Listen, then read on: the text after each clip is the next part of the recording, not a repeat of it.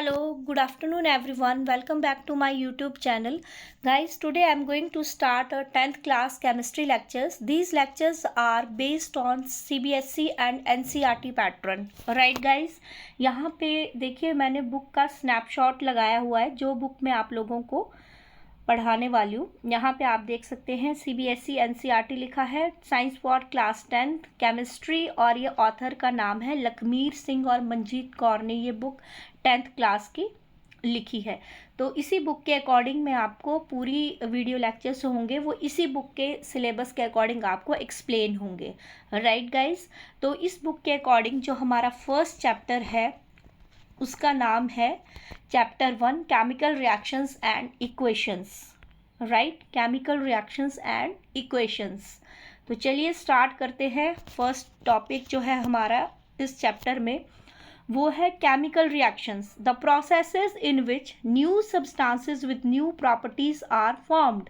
ऐसे प्रोसेसेस जिसमें new substances बनते हैं with new properties are called chemical reactions. इनको हम कहते हैं chemical reactions. First of all आपने डेफिनेशन यहाँ पे याद रखनी है केमिकल रिएक्शंस की। केमिकल रिएक्शन में क्या क्या चीज़ें होती हैं अभी हम आगे एग्जाम्पल के थ्रू उसको एक्सप्लेन करके मैं आपको समझाऊंगी। राइट, तो चलिए नेक्स्ट स्लाइड में देखते हैं। अब यहाँ पे बात करते हैं फर्स्ट क्वेश्चन जो हमारा अराइज होता है इस टॉपिक के according, what happen during chemical reaction. जब कोई भी केमिकल रिएक्शन होता है तो क्या होता है, तो आपको इस टाइप का क्वेश्चन एग्जाम में बन सकता है। What happen during chemical reaction, जब भी केमिकल रिएक्शन होता है तो एग्जैक्टली होता क्या है। राइट, तो यहाँ पे देखिए इसका आंसर मैंने यहाँ पे लिखा है, During chemical reactions, atoms of one element do not change into those of another element. एक एलिमेंट के जो एटम्स हैं वो दूसरे एलिमेंट के एटम में चेंज नहीं होंगे। Only rearrangement of atoms takes place in a chemical reaction. सिर्फ रीअरेंज होंगे, मतलब मिक्स होके एक की जगह पे दूसरा चला जाएगा, दूसरे की जगह पे दूसरा आ जाएगा, इस तरीके से रीअरेंजमेंट होगा। तो यहाँ पे वही चीज़ लिखी है, during chemical reactions atoms of one element do not change. एक एलिमेंट के जो मीन्स एलिमेंट जो सब्सटेंस आपका केमिकल रिएक्शन में पार्टिसिपेट कर रहा है उसके जो एटम्स होंगे वो do not change into those of the another element. दूसरे एलिमेंट में वो चेंज नहीं हो जाएगा कि उसकी वो मतलब चेंज ही हो जाएगा, एटम दूसरी फॉर्म में चेंज नहीं होगा, बल्कि only rearrangement of atoms takes place in a chemical reaction. सिर्फ केमिकल रिएक्शन में क्या होगा, रीअरेंजमेंट होगी। मीन्स रिएक्टेंट्स जो होंगे वो आपस में अपनी पोजीशन चेंज करके एक नया एलिमेंट आपका बनाएंगे। राइट, तो आपने यहाँ पे इम्पॉर्टेंट चीज़ जो याद रखनी है कि केमिकल रिएक्शन में जो है सिर्फ एटम्स की रीअरेंजमेंट होती है, वो फॉर्म चेंज नहीं होती है। Only rearrangement of the atoms takes place in a chemical reaction. Right, तो इसी में से आपको क्वेश्चन भी बन सकता है कि क्या केमिकल रिएक्शन में एटम्स की पोजीशन केमिकल रिएक्शन में एटम्स जो है वो एक दूसरे में चेंज हो जाते हैं। नहीं, केमिकल रिएक्शन में क्या होता है, रीअरेंजमेंट होती है एटम्स की। Rearrangement of the atoms takes place in a chemical reaction. Right, इतना क्लियर हो गया। चलिए नेक्स्ट स्लाइड की तरफ चलते हैं। अब हम बात करते हैं, वैसे तो आप सभी को मालूम होगा आप 10th स्टैंडर्ड में आ गए हैं, ये सारी चीज़ें आपको 6th-7th स्टैंडर्ड में सिखाई जाती हैं, रिएक्टेंट प्रोडक्ट्स क्या होते हैं। फिर भी इस बुक के अकॉर्डिंग यहाँ पे छोटी छोटी डेफिनेशंस दी हैं तो मैं उनको एक्सप्लेन करना चाहूँगी। रिएक्टेंट्स क्या होते हैं, the substances which take part in chemical reaction. ऐसे सब्सटेंसेस जो केमिकल रिएक्शन में पार्टिसिपेट करते हैं उनको हम कहते हैं रिएक्टेंट्स। ठीक है, फॉर एग्जाम्पल जैसे मैंने आपको for example we have a milk, milk से हमें कर्ड बनाना है। ठीक है, तो मिल्क और मिल्क में आपको फॉर एग्जाम्पल आपने नींबू लिया, सिट्रिक एसिड लिया, जिससे कि तो जो मिल्क और सिट्रिक एसिड है या मिल्क और जो नींबू है, नींबू में ही सिट्रिक एसिड होता है, लेकिन मैं अलग से इसलिए कह रही हूँ ताकि अगर आप आर्टिफिशियली उसको मीन्स मार्केट से परचेज कर रहे हैं, not using in the natural form. Right, तो आपने मिल्क में सिट्रिक एसिड मिक्स किया, तो मिल्क और जो सिट्रिक एसिड है वो क्या है, आपके रिएक्टेंट्स हैं। और फिर वो दोनों ने क्या किया, सिट्रिक एसिड के एटम्स जो हैं वो मिल्क में डिसॉल्व हो गए, मिल्क के सिट्रिक एसिड में डिसॉल्व हो गए, मीन्स उन्होंने इंटरचेंज किया एक दूसरे को, और उससे क्या बन गया, कर्ड बन गया, आपका दही बन गया। तो वही चीज़ पीछे वाली स्लाइड में एक्सप्लेन की गई थी कि एटम्स की रीअरेंजमेंट होती है, राइट। तो वहाँ पे वही चीज़ लिखी है। तो रिएक्टेंट क्या होते हैं, जो initial raw materials, initial level पे जो चीज़ें आपने ली हैं, जिन जिनके बीच में आपको रिएक्शन करवाना है, उसको कहते हैं reactant, right. The substances which take part in chemical reaction, जैसे कि मिल्क और नींबू या सिट्रिक एसिड आपका क्या है, रिएक्टेंट्स हैं। जब वो आपस में रिएक्ट कर गए तो हमारे पास बना कर्ड, दही बना। तो दही क्या है, हमारे पास प्रोडक्ट है, दही क्या है, प्रोडक्ट है। तो रिएक्टेंट क्लियर हो गया। ऐसे सब्सटेंसेस जो कि केमिकल रिएक्शन में पार्टिसिपेट करते हैं, दो substances are known as the reactants. अगर इसकी डेफिनेशन आती है तो आपने इस तरीके से उसको एक्सप्लेन करना है। नेक्स्ट हम बात करते हैं प्रोडक्ट्स की। The new substances produced after a chemical reaction, जो न्यू सब्सटेंस आपका बनेगा केमिकल रिएक्शन के बाद, उसको हम कहते हैं प्रोडक्ट। उसको क्या कहते हैं, प्रोडक्ट। जैसा कि मैंने आपको अभी एग्जांपल दिया कर्ड कैसे बनता है, तो जो कर्ड आपका बना after mixing the chemical reaction of milk and citric acid, तो क्या बना, कर्ड। तो कर्ड क्या है, आपका प्रोडक्ट है, और मिल्क और सिट्रिक एसिड क्या है, आपके रिएक्टेंट्स हैं, राइट। नोट, यहाँ पे नोट में जो भी चीज़ मैंने लिखी होगी वो चीज़ इंपॉर्टेंट होती है, ठीक है। The new substances formed have entirely different properties from those of the reactants. लेकिन यहाँ पे एक चीज़ और बताई गई है कि न्यू सब्सटेंस जो आपका बना है उसकी जो प्रॉपर्टीज होंगी वो पूरी तरह से अलग होंगी आपकी रिएक्टेंट की प्रॉपर्टी से। अब मिल्क में से आपने कर्ड बनाया, तो मिल्क की प्रॉपर्टीज अलग है और कर्ड की प्रॉपर्टीज अलग है। मिल्क को अगर आप किसी फूड सब्सटेंस में यूज़ करते हैं तो वो कोई और इफेक्ट प्रोड्यूस करेगा, और अगर आप कर्ड को यूज़ करते हैं वो कोई और इफेक्ट प्रोड्यूस करेगा, क्योंकि वो दोनों अलग अलग चीज़ें हैं। और वो तो यही चीज़ यहाँ पे बताई गई है कि जो प्रोडक्ट आपके पास बनेगा after a chemical reaction that have entirely different properties are compare to the reactants, right. तो क्लियर हो गया आपको what is reactant and what is product, right. तो ऐसे 1 मार्क में या फिर 2 मार्क्स में अगर आपको डेफिनेशंस आती हैं एग्जाम में, तो आप इन चीज़ों को एक्सप्लेन कर सकते हैं, राइट। तो चलिए चलते हैं नेक्स्ट स्लाइड की तरफ। एग्जाम्पल के थ्रू इसको हम समझेंगे, जो आपकी बुक में एग्जाम्पल दिया है।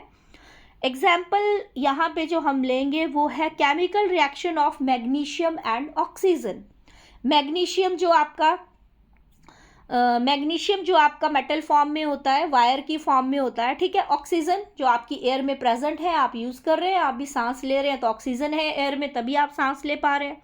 तो यहाँ पे जो केमिकल रिएक्शन लेबॉर्ट्री में आप परफॉर्म करेंगे, वो करेंगे मैग्नीशियम और ऑक्सीजन के बीच में। तो वैसे तो बहुत आप 10th स्टैंडर्ड में आ गए, you very well know what is magnesium, लेकिन फिर भी कुछ ऐसे स्टूडेंट्स होते हैं जिन्हें थोड़ा कन्फ्यूजन रहता है। That's why I am explaining in detail what is magnesium. Magnesium क्या है, सबसे पहले आपको पता होना चाहिए मैग्नीशियम क्या है। Magnesium is a silvery white metal, silver white colour का मेटल होता है in the form of magnesium ribbon और वायर। या तो वो मैग्नीशियम वायर की फॉर्म में होगा या फिर आपका रिबन की फॉर्म में होगा, ठीक है। वाइट कलर का सिल्वरी भी चमकदार, चमकेगा जब आप उसको देखेंगे, जैसे चांदी चमकती है, राइट। तो अगर आपको नहीं मालूम है तो यहाँ पे मैंने एक्सप्लेन किया है मैग्नीशियम क्या है। Magnesium is a silvery white metal in the form of magnesium ribbon और वायर, राइट। यहाँ पे मैग्नीशियम रिबन की मैंने पिक्चर भी लगाई है आप लोगों को दिखाने के लिए, ताकि आपके दिमाग में सेट रहे कि एक्चुअली मैग्नीशियम रिबन क्या होता है। जैसे यहाँ पे आप देख सकते हो मैग्नीशियम रिबन 25 ग्राम का ये पूरा रोल है, यहाँ पे पैक है ये। आपको जितना यूज़ करना है उतना आप सीजर से कट करके यूज़ कर सकते हो, राइट। तो इस फॉर्म में आता है, कई बार ये ऑलरेडी कटिंग फॉर्म में जार में भी सील होके आता है, वो अलग अलग फॉर्म में आता है, ठीक है। लेकिन जो यहाँ पे लिया गया है वो मैं आपको यहाँ पे समझा रही हूँ, राइट। अब हम बात करते हैं रिएक्शन कैसे होता है मैग्नीशियम और ऑक्सीजन के बीच में। यहाँ पे देखिए पूरा केमिकल रिएक्शन मैंने एक्सप्लेन किया है और बताया भी है क्या रिएक्टेंट्स हैं, क्या प्रोडक्ट्स हैं, राइट। ये देखिए मैग्नीशियम और ऑक्सीजन, मैग्नीशियम एज रिबन, आपने मैग्नीशियम लिया रिबन की फॉर्म में, ऑक्सीजन जो आपकी एयर में प्रेजेंट है उसके बीच में। तो ये जो मैग्नीशियम और ऑक्सीजन है ये दोनों क्या है, रिएक्टेंट्स हैं। ये क्या है आपके गाइस, रिएक्टेंट्स हैं, ठीक है। और जो इन दोनों के रिएक्शन से मैग्नीशियम और ऑक्सीजन जब आपस में रिएक्ट हुए तो क्या बना, मैग्नीशियम ऑक्साइड। क्या बना, मैग्नीशियम ऑक्साइड। और ये मैग्नीशियम ऑक्साइड क्या है, आपका प्रोडक्ट है। क्या है गाइस, प्रोडक्ट है। तो यहाँ पे दिया भी है मैंने, मैग्नीशियम रिबन की फॉर्म में आएगा, मैग्नीशियम आपका रिबन की फॉर्म में आएगा, ऑक्सीजन फ्रॉम एयर, और जो आपका after reaction of the magnesium and oxygen we have a magnesium oxide in white powder आपके पास बनेगा, और उस पाउडर को हम कहेंगे मैग्नीशियम ऑक्साइड, राइट। तो ये आपका प्रोडक्ट है और ये रिएक्टेंट्स हैं। क्लियर हो गया। यहाँ पे देखिए थ्योरेटिकली मैंने इस चीज़ को एक्सप्लेन किया है ताकि आपको अच्छे से क्लियर हो जाए। When magnesium ribbon is heated, it burns in air with dazzling white flame. जब आप मैग्नीशियम के रिबन को एयर में बर्न करते हैं विद, तो उसमें डेजलिंग वाइट फ्लेम निकलती है। डेजलिंग का मतलब होता है चमकदार, बिल्कुल चमचमाती फ्लेम निकलेगी जो ऐसे लगेगा आपकी आंखों को चुभ रही है। To form a white powder called magnesium oxide, यानी कि जब आप मैग्नीशियम रिबन को जलाओगे in the presence of air, in the presence of oxygen, oxygen तो आपकी एयर में है ही, तो आपका जो मैग्नीशियम है जब वो जलेगा तो उससे डेजलिंग, बिल्कुल चमकदार चमकती हुई रोशनी जो है उससे निकलेगी, ठीक है। और उससे जलने के बाद जो राख आपके पास बनेगी ऐश की फॉर्म में, पाउडर फॉर्म में जो कलेक्ट होगा उसको हम कहेंगे मैग्नीशियम ऑक्साइड, राइट। क्लियर हो गया। अब यहाँ पे ये इतना क्लियर हो गया कि कैसे रिएक्शन होता है। अब हम बात करेंगे क्वेश्चंस, मैंने बीच बीच में क्वेश्चंस भी पुट अप किए हैं ताकि आपके दिमाग में रहे कि किस टाइप से क्वेश्चंस आएंगे। Why we need to rub magnesium ribbon with sandpaper before use for chemical reaction. लेकिन यहाँ पे एक क्वेश्चन यूज होता है कि मैग्नीशियम रिबन तो हम लोग यूज़ कर रहे हैं, हमें मैग्नीशियम ऑक्साइड बनाना है, लेकिन मैग्नीशियम रिबन जो होता है उसको रब करने की ज़रूरत होती है। रब मतलब उसको रगड़ना पड़ता है before using with the help of the sand paper, ठीक है। क्यों करना पड़ता है वो क्वेश्चन यहाँ पे पूछा है। Why we need to rub magnesium ribbon with sandpaper before use for chemical reaction. Sandpaper से उसको रब क्यों करना पड़ता है, क्यों रगड़ना पड़ता है जब आप उसको केमिकल रिएक्शन के लिए यूज़ करेंगे, ठीक है। सबसे पहले तो आपको ये मालूम होना चाहिए सैंड पेपर क्या होता है। सैंड पेपर होता है, जैसे आपने कभी कंस्ट्रक्शन का काम देखा हो, आपका घर में ही जब आपका घर बन रहा हो या किसी और का घर बन रहा हो, आपने देखा होगा कि विंडोज़ जो होती हैं, लोहे के विंडोज़ लगाते हैं सब, ठीक है। तो विंडोज़ पे जब पेंट होता है तो पेंट होने से पहले रेग मार्क बोलते हैं उसको, सैंड पेपर फॉर्म में जो आता है उससे उनको रगड़ा जाता है ताकि जितना भी जंग लगा है आपकी लोहे पे वो निकल जाए, उसके बाद आप उसके ऊपर पेंट करते हैं, ठीक है, ऐसा करते हैं। तो इसी तरीके से जो सैंड पेपर होता है वो भी रेग मार्क की तरह होता है, रेग मार्क ही मान लीजिए आप। तो उसको भी मैग्नीशियम के ऊपर, मैग्नीशियम का जो रिबन है उसके ऊपर रब किया जाता है। ऐसा क्यों होता है वो यहाँ पे पूछा गया कि क्यों करना पड़ता है। तो उसका आंसर यहाँ पे मैंने लिखा है, because the magnesium ribbon which we usually has a coating of magnesium oxide, क्योंकि मैग्नीशियम के रिबन के ऊपर मैग्नीशियम ऑक्साइड की कोटिंग होती है on its surface, which is formed by slow action of oxygen of air on it. Magnesium का ribbon रखा है, वैसे तो हम कोशिश करते हैं उसको एयर टाइट चीज़ों में रखें, एयर टाइट कंटेनर या एयर टाइट वैक्यूम में रखें ताकि उसमें एयर पास ना हो, लेकिन फिर भी उसको हैंडल करते टाइम थोड़ी बहुत हवा लगी जाती है, एयर के कांटेक्ट में वो हल्का सा भी आ जाएगा तो उसके ऊपर जो है मैग्नीशियम ऑक्साइड की लेयर बन जाती है रिबन के ऊपर, ठीक है। तो उस मैग्नीशियम ऑक्साइड की लेयर को हटाने के लिए हम उसको सैंड पेपर से रब करते हैं before using for chemical reaction, right. तो ये आंसर है इसका, समझ आ गया। तो क्वेश्चन ये था कि हम मैग्नीशियम रिबन को रब क्यों करते हैं सैंड पेपर से before using for chemical reaction, because there is a layer of magnesium oxide on the ribbon which is formed by the slow action of oxygen of air, right. Clear हो गया। अब हम चलते हैं next. सो वही यहाँ पे मैंने एक्सप्लेन किया है। So before burning in air the magnesium ribbon is clean bye rubbing with sand paper, इसीलिए उसको यूज़ करने से पहले, बर्न करने से पहले, मीन्स जलाने से पहले हम उसको सैंड पेपर से क्लीन करते हैं to remove the magnesium oxide layer, right. This is done to remove the protective layer of magnesium oxide from the surface of magnesium ribbon so that they readily combine with the oxygen of air on heating. readily का मतलब होता है आसानी से, ताकि आपका जो magnesium है जब आप उसको जलाएं तो वो आपकी एयर में जो ऑक्सीजन प्रेजेंट है उसके संपर्क में आ जाए और वो रिएक्शन करके मैग्नीशियम ऑक्साइड का वाइट पाउडर जनरेट करे, राइट।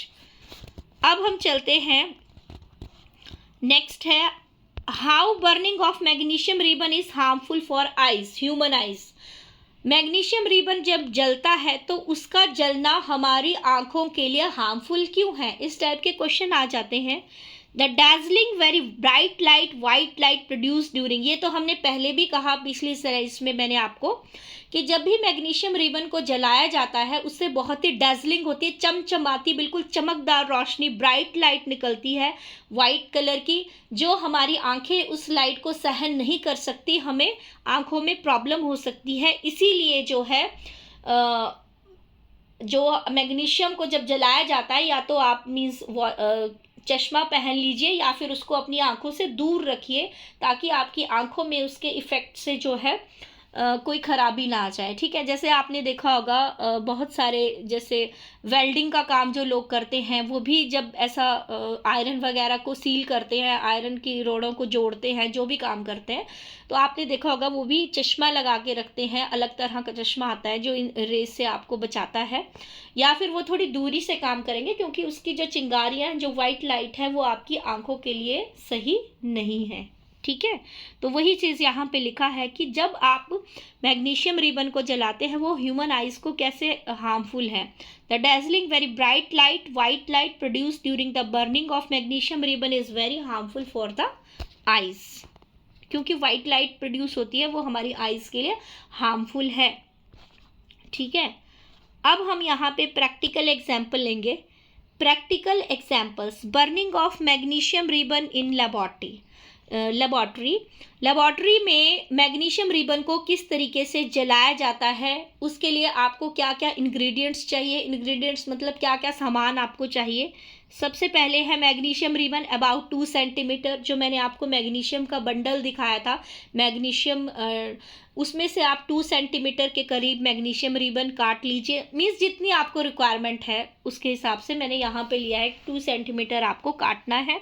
सैंड पेपर चाहिए आपको बिफोर यूजिंग, जो मैंने अभी आपको एक्सप्लेन किया कि यूज़ करने से पहले मैग्नीशियम रिबन को सैंड पेपर से रब करना है आपने, ताकि मैग्नीशियम ऑक्साइड की जो लेयर उसके ऊपर बनी है वो लेयर हट जाए, फिर आप उसको केमिकल रिएक्शन के लिए यूज़ कर पाएँ। पेयर ऑफ टोंग्स मतलब ऐसे चिमटा सा होता है जिससे आप मैग्नीशियम रिबन, कैंची की तरह, जिससे आप मैग्नीशियम रिबन को पकड़ पाएँ। हाथ से तो नहीं पकड़ पाओगे क्योंकि जब वो जलने के पॉइंट पे पहुंचेगा तो आपका हाथ बिल्कुल जल जाएगा, इसीलिए हमें टोंग से उसको पकड़ना है। बर्नर चाहिए और वॉच ग्लास चाहिए। वॉच ग्लास मीन्स कांच की एक कटोरी टाइप होती है जिसमें आप उस ऐश को, उस मैग्नीशियम ऑक्साइड के पाउडर को कलेक्ट करोगे, ठीक है। ये सारी चीज़ें आपको प्रैक्टिकल लैब में करवाई जाएंगी, जहाँ पे भी मीन्स आप जिस भी स्कूल में पढ़ते हैं वहाँ लैब तो होगी, तो केमिस्ट्री के प्रैक्टिकल्स भी ऑब्वियस होंगे, तो आपको ये सारी चीज़ें वहाँ पे वो लोग सिखाएंगे, ठीक है। तो चलिए स्टार्ट करते हैं। इंग्रेडिएंट्स पता चल गए क्या क्या चाहिए। अब आते हैं प्रोसीजर की तरफ। प्रोसीजर मतलब कैसे करना है। इंग्रेडिएंट्स तो मिल गए लेकिन कौन सी चीज़ कैसे करनी है वो तो मालूम होनी चाहिए। तो procedure, take about 2 centimetre long magnesium ribbon and clean it by rubbing its surface with the sand paper. ये तो मैंने आपको पहले भी बताया। 2 सेंटीमीटर आपने मैग्नीशियम रिबन लिया और उसको सैंड पेपर से क्लीन किया। क्यों किया ये भी मैंने आपको बता दिया। To remove the thin layer of और a layer of magnesium oxide from its surface.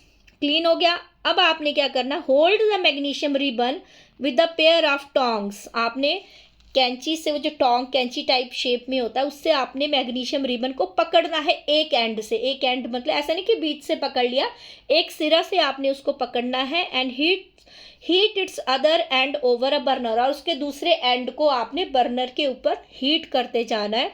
The magnesium ribbon starts burning with the dazzling white flame, आप देखोगे कि मैग्नीशियम रिबन जो है वो दूसरे एंड से जलना स्टार्ट होकर वाइट कलर की डेजलिंग फ्लेम निकल रही है।